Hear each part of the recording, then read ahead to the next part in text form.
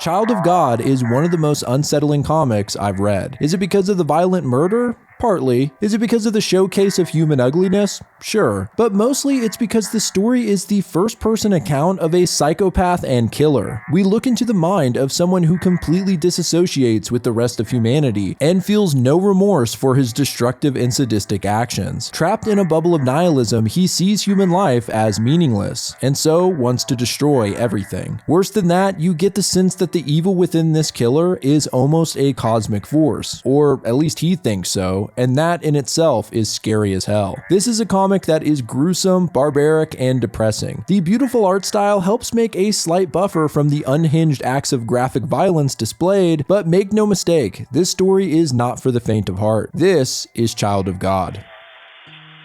Hello friends, this is Grease speaking. Today we're going to be taking a short break from Western comics and dipping our toes back into the messed up world of horror manga. Many of you may be familiar with my Disturbing Manga Iceberg series. While making that, I read some of the foulest and most depraved works of horror fiction I'd ever encountered. Some of these mangas were so revolting, I straight up blocked them out. I basically took the Men in Black neuralizer and wiped that shit from my memory. But some of these comics, as disturbing as they were, still stick with me for one reason or another. One example is a one-shot horror comic called Child of God. With a mixture of beautiful, unique art and unsettling storytelling, this is one of those messed up comics I just had a hard time putting down. It follows the life of an unnamed serial killer and cult leader starting from birth to adulthood. If you're a fan of the novel No Longer Human or Junji Ito's manga adaptation, you'll find the autobiographical style here familiar. This is a first-hand account of a psychopath. I should note that in this manga, the central character is never actually named, which makes it so much harder to explain in a video like this. So just for the sake of ease, I'll be calling him Norman, named after the iconic psycho himself, Norman Bates. Anyway, this long of an intro always gets me a little antsy, so let's get right into the comic. This is Child of God Explained. Chapter 1, Child of a Black Sun. On the very first page, we see an infant in a toilet, and it has one of the most what the f*** opening lines I've ever read. This is how I was born. I was born from my mother's asshole. You must allow me absolute freedom. I mean, what a way to kick things off, and honestly, this is a good insight into how messed up this manga gets. We then get some strange cosmic imagery as Norman describes coming into existence in his mother's belly and how he watched as dozens of his brothers and sisters were digested. We see him as a sperm, and he explains how he attached himself to his mother's stomach lining. He slowly begins to form into a fetus, and we see his birth into the toilet bowl. Looking up, he sees a black hole, which he calls a god of revenge. This is where his story begins. A child of blood and excrement. The child of God. He simply says, "Then I stood up and began my life." He goes into a T-pose and his shadow forms a cross on the floor as he dedicates his new life to getting revenge on the world. Yeah, so in this chapter, it's hard to separate what is literally happening from the poetic language, but the fact that he ended up in his mother's belly and mentions all his potential siblings being devoured implies that he was a product of not intercourse but oral sex. Somehow he managed to survive as sperm and grow within her belly until he was ready, and his mother shat him out. There's pretty clear symbolism in the art here that is just vague enough that I don't think I have to blur, but basically the black hole seems to be, well, his mother's hole. Whether this is what actually happened or just a mythological origin story, it's still really disturbing. Honestly, we haven't even scratched the surface on this one, so let's keep moving. Chapter 2. Childhood. On this chapter cover, we see many children carrying different small pets, except for Norman, who's holding a severed human arm. In the region Norman grew up in, there was a custom. If a baby walked before their first birthday, a large ball of sticky rice was tied to their back. That way, they wouldn't leave their parents when they grew up, I guess. Norman stood up at 10 months old, and as expected, his family tied the rice to his back. However, Norman didn't fall down, and soon someone pushed him so that he fell onto his back. Everyone then looked down at him, laughing. He didn't cry though. Instead, he lay there as they stared at him, as if he was dead. We jump forward in time a bit to Norman's first trip to the barber. He's wearing a dress here and says that he was raised as a girl until the age of 2 and never had his hair cut. This is just an interesting aspect of the story that is never brought up again. prison. Anyway, as him and his mother sat in the waiting area, Norman looked up and saw a disturbing thing. The barber's chairs had become what he describes as executioner stands. One by one, boys climbed onto the platforms and melted. This bizarre process seemed familiar to him. He looked at his mother only to find an old witch in her place. She told him that these were his brothers, and he understood her to mean that he is the only survivor out of countless children who have died. It's another strange and symbolic section, but let me warn you, the second part of this chapter jumps right into the shit. Literally. Norman says he developed the habit of playing in his feces since his parents failed to potty train him. The pungent smell induced a sort of ecstasy in him, and we can see the kid rubbing it on his face. He then mentions how sometimes he would even eat it. My God. I haven't covered anything this gross in a while. Finally, his parents were fed up. They consulted a doctor who recommended that they give Norman clay to play with as a substitute. As the doctor hoped, Norman lost his fixation with poop and became utterly obsessed with the clay. He built hundreds of clay figures until his room was filled with them. Then, one day, he smashed all of them to bits, ripping their heads and limbs off in a brutal fashion. He labels this as his first atrocity, and we can see from his perspective that he imagines the clay figures to be real. Human figures cover the floor around him with their bodies torn apart. Shortly after this, Norman's pet cat was killed, and we can see its head sat in a puddle of blood, as well as its body nearby with its guts torn out. If you're uncomfortable with this kind of gore, it only gets worse. Norman says he loved the cat, and it loved him, but we can see him brandishing an axe, implying he was the one who gutted it, as if we didn't already guess that. After this, Norman cried all day long, and the adults tried to comfort him, never suspecting him as the killer. It's interesting to me that he doesn't call them his parents, but just adults. So you could already see his level of emotional detachment. Norman then sat crying until he himself no longer believed he killed the cat. Once this happened, he suddenly stopped crying. This was the year before he started elementary school, which leads us to Chapter 3, First Love. Norman starts elementary school, and his parents put him in a class for the emotionally disturbed, as well as those with personality disorders and mental disabilities. I guess they could sense something was wrong with this kid. Norman says this was a waste of time because he had already rejected things such as emotions and personality as unnecessary to his life. Every week he went to the group and had no idea how to interact with the other kids. They drooled, and some of them picked their noses and ate their snot. So Norman did everything he could to avoid touching them. Because of this, he was labeled uncooperative, and it was taken as a possible sign of autism. Not wanting to be sent to a hospital or institution, he tried to build good relationships with the adults, taking part in their stupid games. Here we can see Norman playing a traditional Japanese children's game called Hige-ji-san, meaning old bearded man. He plays the game perfectly, trying to fit in and seem normal, but clearly he takes no joy from it and finds it ridiculous. Norman found only one thing bearable amongst the miserable hours that he spent there. One of the volunteer teachers,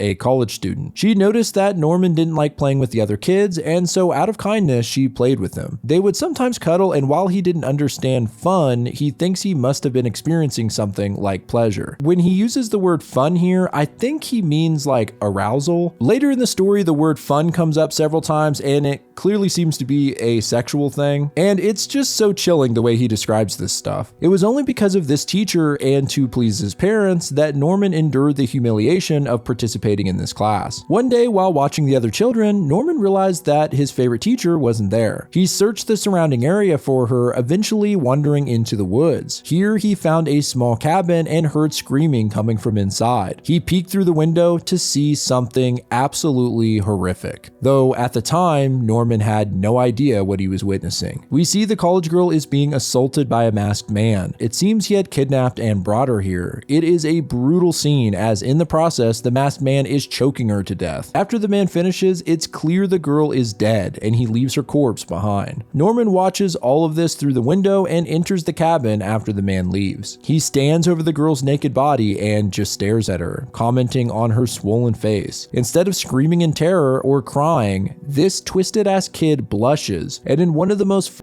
up comic panels I've seen recently, he moves in on the corpse, describing this as his first sexual experience. Oh my god. He goes even further by saying that this influenced all of his later sexual encounters. And it only gets worse from here, guys. Chapter 4. Prey. Norman has now entered middle school, and his parents were pleased that their child who was once considered mentally disturbed was now doing great in school. However, Norman thought of this school as a prison, and in a great sequence, the kids shift into apes and pigs. This is the way he sees them. It kind of reminds me of No Longer Human when Oba sees others as insects. Norman determined that this place had absolutely nothing to do with him, though there are certain skills needed to navigate society, like learning not to stand out. But it's not enough just to sit quietly. That can be just as noticeable. The trick is to be average. To be averagely cheerful, smart, stupid, and obedient. And Norman learned to wear a faint, cowardly smile on his face, honing these skills in order to distance himself from society. It was all so meaningless to him. The children here were not very picky about their prey. Any small perceived difference was enough to attract attention, and Norman's class chose a lone girl to torment. We then see an example of this horrible bullying. I mean, really, this is beyond bullying, it's assault. But some kids pin the poor girl down on her desk and grab her hand. One of the bullies holds up a needle, saying, "If you make a sound, you'll get another one, and if you cry, that's another on top of that." Then, in a sequence that is honestly hard to look at, the bully sticks the needle into the girl's finger right under her nail. Of course, the girl cries out in pain, and so they stick a needle into another finger. It makes my hands tingle just to think about it. The students then tell the girl to say thank you, and she does. She thanks them for this torture. Jesus Christ, I thought Norman was bad, but these kids are sadistic too. And it's all for no particular reason, just that the girl was a little different. And don't worry, it just keeps getting worse. One day in class, some of the students pass around a video camera. On it was a video of the girl being dragged into the bathroom. The other girls surrounded her and made her defecate. Then they forced her to eat her own excrement.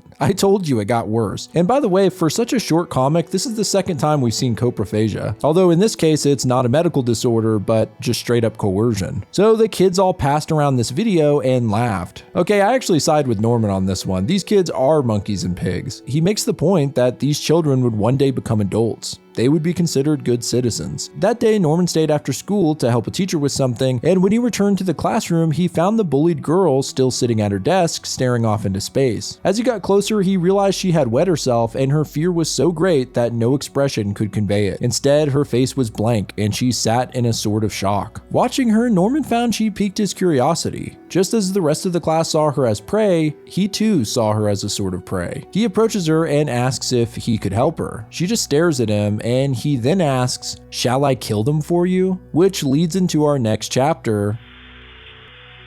Chapter 5, The First Murder. Well, it gets right to it. The very first image in this chapter is the most shocking so far. One of the students' naked corpse belly down in the dirt. Her head and hands are cut off and placed upright. Most disturbing is a bouquet of flowers that seem to be shoved up her tail end. This is like a Hannibal Lecter level presentation. Norman purposely situated the body in the open area behind the gym so that the students would find it before the teachers. They formed a circle around it and stared silently in shock as if performing a strange ritual. Eventually, the teachers came out and called the police, then sent the children home, aside from the first few who found the body. We can see Norman and the bullied girl lock eyes. It seems this was one of the girl's bullies, and she must heavily suspect that this was Norman's doing. The school was then closed down for a while, and the story was all over the news, though Norman pretended to be indifferent. Well, more accurately, he really was indifferent. Once again, we are hit with a sudden and jarring image as the next page showcases the second murder. This time, the body was found in a nearby park the day that the school started back up. It's easily the most graphic image so far. The girl's stomach is cut open and her entrails are pulled out, strangling her. Her intestines, which she's hanging by, are wrapped around her neck and shoved into her mouth as well. Once again, it's an almost artistic display with the body being placed intentionally. After this incident, cameras were put up in the schools, though Norman calls it a pathetic attempt by the adults. And then we see the third crime. This time, a student is shoved into a toilet in the bathroom. A broom handle is placed under their knees and their legs are tied shut. Once again, their stomach is cut open and it seems like there's some object shoved inside. The media had made up its mind. This was the work of a perverted serial killer. The reports were quite detailed, but Norman seems almost pissed off that the news had neglected to mention how the victim's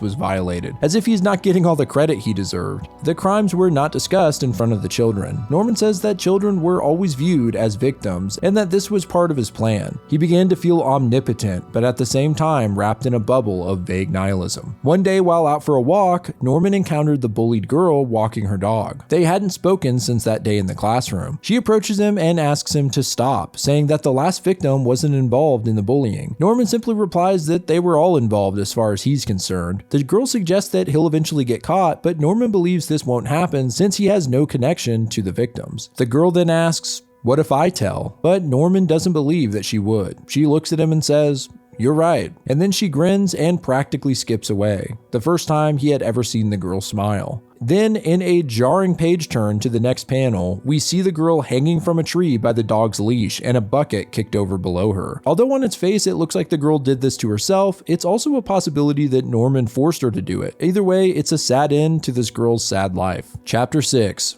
Boys. We have another time jump here to when Norman was 14 and had made something like a clubhouse in an abandoned factory outside of town. Here he would meet with 12 younger boys who were all drawn to him like a cult leader. At this point, no one spoke about the incidents from a few years back, as if the whole town was determined to forget it ever happened. Norman believed these boys, even though they had no way of knowing, could sense something in him. Something children are instinctively fascinated with: death. Although Norman was now going through puberty, he had no interest in girls and in fact found them to be disgusting. After school, he watched the boys play for hours in the clubhouse. Often it was a game of cowboys and Indians. He would separate them into two groups and make them pretend to kill each other, and he would play the leader of the cowboys. Norman says they made the games historically accurate and the Indians would always be slaughtered. They would run around naked and the cowboys would scalp them. We see this all playing out in the imagination of the kids as if it's real, including the barbaric scalpings.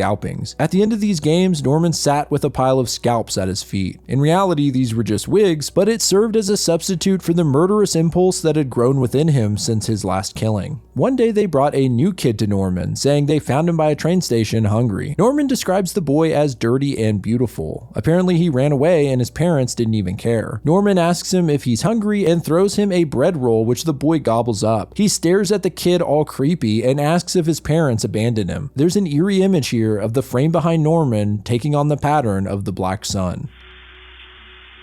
Chapter 7, Holy Communion. I warn you now, this is probably the most up chapter in this whole manga, which is saying something. Norman looks down on the child as he eats the bread like a looming figure of death. He says, to be honest, he fully understood what he was to the boy at that moment. He completely lost the will to resist. Norman pulls out a knife and says, "That's right, accept me, good boy. I will be the one to decide." He slices the boy's cheek and then moves in and starts licking the blood out. Ugh, it's so creepy. He then uses the knife to cut the back of the boy's shirt and shorts off, and, well, you can imagine what happens next. It's one of the most uncomfortable things I've seen in any manga. You can just see the tears welling up in the boy's eyes and Norman's cheeks turn red. This goes on for a moment while the other boys watch, and finally, after the act is finished, Norman pulls the knife up again and repeatedly stabs the boy in the back while blood sprays onto his face. As fucked up as this manga is, the art is so unique and striking. The boy bleeding out on the floor as Norman looks at him, his face covered in blood. It's just visually very cool. So Norman just stands there staring at the blood pools around his feet, and the other kids keep watching silently. He describes this as a religious ceremony and proceeds to do a bizarre and terrifying ritual. He cuts off small chunks from the dead kid's defiled backside and throws them on the ground in front of the other boys. He then instructs them to eat the flesh and calls it bread. With tears running down their faces, the children eat the boy's flesh, and in the process, something new is born. Later, they chop the body up and hid it in the woods. Norman watched as they all dug holes in the ground and buried the body parts. It was then that something crystallized in Norman like an awakening. He became aware of his influence and desired to make use of it. Chapter 8, The Path to Freedom. More time passes and Norman is a little older, at this point looking more like an adult. He makes a creepy comment about how the boys in his cult had all grown up as well, and were at their most beautiful. The group was no longer satisfied by simply pretending to murder in their games. At first, they began attacking vagrants, and we see the boys using weapons to beat a man to death in the dead of night. Norman notes the way the boy's eyes glittered with bloodlust in the darkness. Great, he's fully formed his own personal troupe of psychopaths. The group continued to kill homeless people, carefully varying the time, location, and method as not to connect the murders. But it was too easy. The police hardly pursued the cases and chalked it up to infighting fighting between vagrants. Society didn't seem to care either. The same people who years before made a fuss over a handful of dead kids couldn't care less if every last outcast was murdered. This aspect of society disgusted Norman. Next, they began attacking random passerby out in the open and surprisingly pulled it off. Norman describes how they would do it. Find someone walking alone, preferably an ordinary salaryman or housewife, stab them right through the heart so there's no struggle, and leave the knife in place. Then walk away as if nothing happened.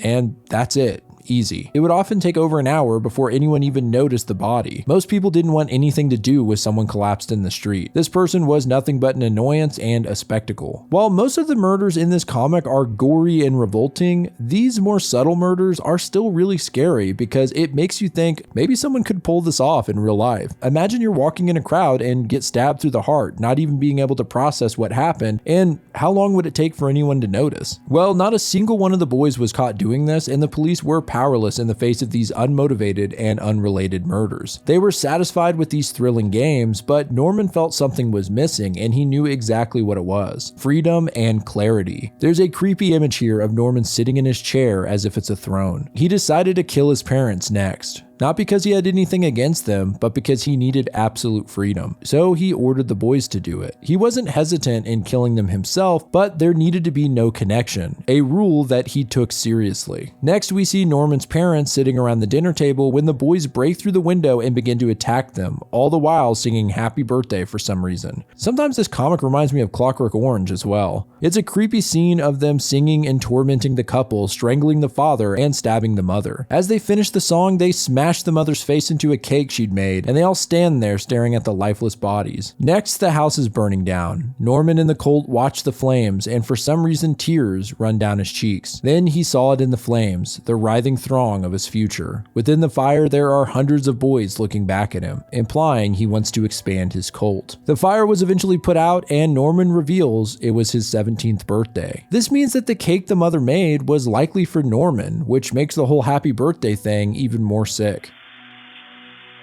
Chapter 9, The Stumbling Stone. We see Norman in bed with, I'm assuming, one of the boys, but because of the androgynous art style, I'm not really sure. He says that his parents left him a large inheritance that was more than enough to live off of as he grew up. So he never had to work and was thankful to his parents. The person in bed asks him what's the matter, and he just says, "Oh, I was just hoping humanity would be wiped out soon." It's scary that this is a casual thought for him. One day, one of the guys in his group says that he wants to leave, something that truly surprises Norman. He says that he's leaving for a girl that he likes. Norman is shocked and asks him if he really finds women fun. The kid just nods, and surprisingly, Norman gives him his blessing, telling him to go, and if he ever wants to come back, he'll be received with open arms. The kid practically runs away, and the others ask Norman if he's sure. He confirms that they do not chase those who wish to leave, and that recurring black sky pattern appears behind Norman's eyes and the members of the cult. It seems this is implying that Norman is not happy about the kid leaving, and something sinister is building up within him. Next, we see the kid who left the group on a day out with the girl he loves. They seem to be getting on really well. Later on a dark night, the boy has put together a bouquet for the girl who's waiting for him at a park bench. We can see that familiar black sun pattern filling the shadows around them. The girl sits on a bench under a street lamp waiting for him, and in the darkness, we see some figures looming. They approach the girl, who is obviously frightened. Of course, it's members of Norman's cult. They surround her and then pin her down, beating her up and choking her on the pavement. The boyfriend shows up as the rest of the cult scatters off into the night. He drops the flowers at the horrific sight. His lady is naked, dead, and sprawled across the park bench, her eyes bloodshot from being choked. It's kind of heartbreaking, this guy standing here staring blankly at her corpse. Although, at the same time, we have to remember that this kid was part of the cult too, and likely killed several innocent people himself. I don't know, man. This comic just doesn't let up. It's so dark from start to finish. Chapter 10, Judas. As the guy carries the girl he loved deep into the woods, we hear Norman's monologue. He says he was a fool. He broke his only rule, that murder should have no reason, goal, or connection, though he knows what it was that made him do it. Since the world began, there was one emotion that stayed constant for him: fear. It's clear that Norman hates the fact that he allowed emotion to rule over him, and thinks that acting in this way is too much in line with the world that he despises so much. It's also interesting to note that Norman doesn't say since he began or since he was born, he says since the world began, implying that the whole universe came into existence with him. The kid lays the girl's body down and pulls out a knife. At first, it looks like he's going to chop up her body and bury her, but instead he seems to have gone back to his old ways. We see what he's done to his girlfriend's body, and it is reminiscent of Norman's early murders. He's left a handful of cuts on her chest, but more unsettling, he cut off one of her breasts and shoved the bouquet of flowers he'd brought into her downstairs. It's absolutely disgusting. Norman says that the boy did return to him after this, but for revenge. We see him kneeling and asking for forgiveness over and over again until finally Norman goes over, kneeling beside the boy to comfort him. As he does this, the kid pulls out a knife and stabs Norman in the leg. And into the final chapter, chapter 11, Judgment. Norman is left bleeding on the floor, and the other kids in the cult all stare at him wide-eyed. It's as if they now see Norman's attacker as the new cult leader and quickly group around him, all asking what they should do next. After a short discussion, they decide to kill Norman. The new leader says that they need to give him the death he deserves. There's no hesitation from the group, and they only ask what this death should be. The new leader responds,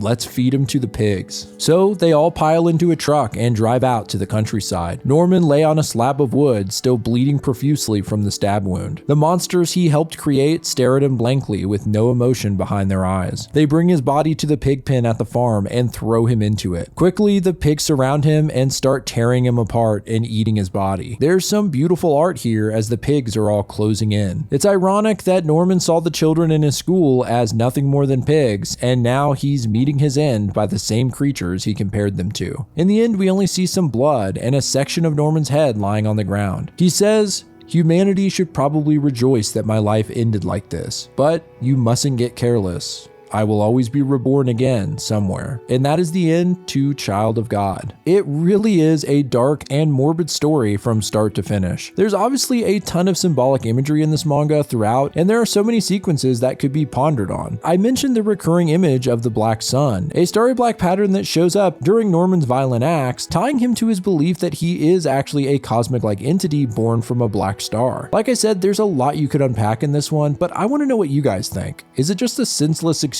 to display evil? Is it a work of art? And are there any deeper themes to explore here? I have to admit that no matter what Child of God is trying to be, I found it captivating either way. I should note that if you like the art style, this manga was made by a brother-sister duo who have actually produced a lot of really strange material over the years, and it's often just as disturbing as Child of God. If you guys want to see me cover more disturbing manga, let me know. I have a lot of comics like this that would be fun to run through. I know some of you are probably wondering where Feral Part 3 is. Well, don't worry, I will get back to it soon, but just felt like doing something a little different this week. Shout out to Kill Me Katie, as always, for the intro and outro music, which is likely playing right now. And if you want to see your art at the end of my videos, email me a submission to the address below with a name or social media handle. But I appreciate you guys watching at all. This is Grease speaking. Goodbye, friends.